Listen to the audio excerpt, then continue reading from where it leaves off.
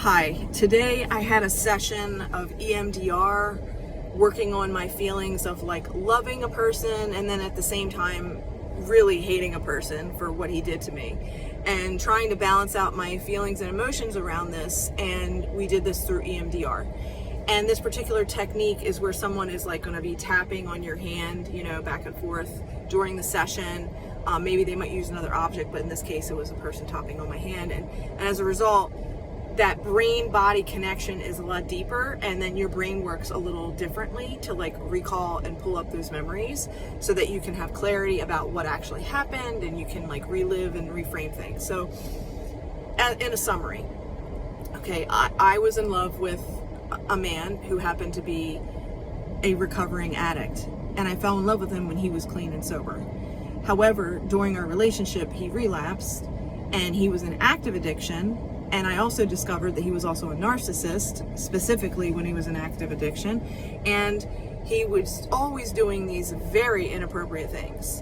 And I was constantly setting boundaries and explaining to him how he was disrespecting me and that he needed to get his shit together, and that there was no way that I was going to marry him unless he was a, clean and sober, responsible, mature adult who could handle life's responsibilities. And he was annoyed with all that, and I kept putting it back to him. Well, then, take care of business. Like, go do and be who you said you were going to be for me, because I need somebody who's actually stable and someone who has a faith and their understanding about who God is, and shares in the same belief system and value system. And he didn't when he was in active addiction. As a result, he relapsed. He was in treatment centers. He was in and out of recovery. He was in a coma, and eventually he died.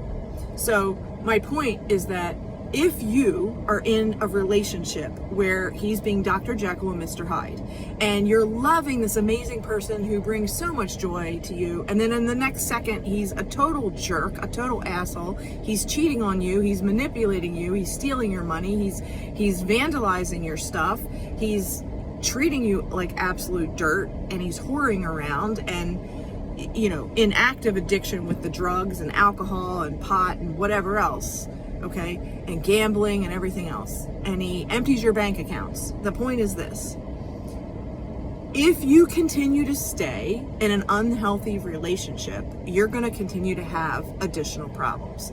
So my encouragement to you is to get your strategy on and get an exit plan in place so that you get out of this relationship. Now, again, I had that in place as well. And so I had lastly said to him, as much as I love you and as much as I would hope and have faith that you will get your shit together and that you will have victory over this disease of addiction, of drug addiction and pornography and,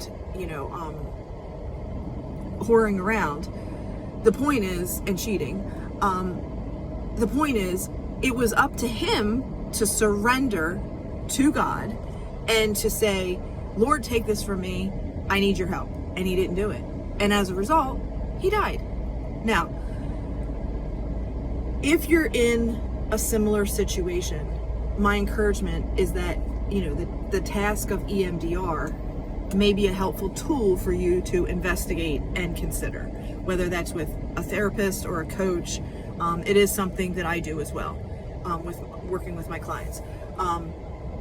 And again, sometimes you're left with the question after you've balanced out your emotions around what went wrong, what was negative, what was positive, and then you ask yourself the questions like, why was I still in a relationship, even as a friendship, with this person who was clearly in active drug addiction? And my response to that was that, for me, I wanted to be the person that didn't abandon him. I wanted to be the person that was going to be a friend to him through this whole thing. And as painful as it was, and as toxic as it was, I can say with a clear conscience, I was there for him as a true friend.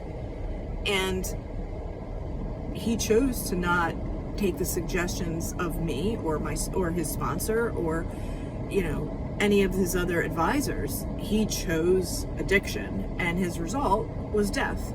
So in that, if you are a victim or you are someone who has been, exposed to the toxins of a terrible relationship, given the fact that I have been through this type of situation myself, I can share with you some coping mechanisms and some boundary setting skills to help you get stronger in your communication skills to deal with the addicts in your life. So I hope you have a great day, everybody, and I'll talk to you soon.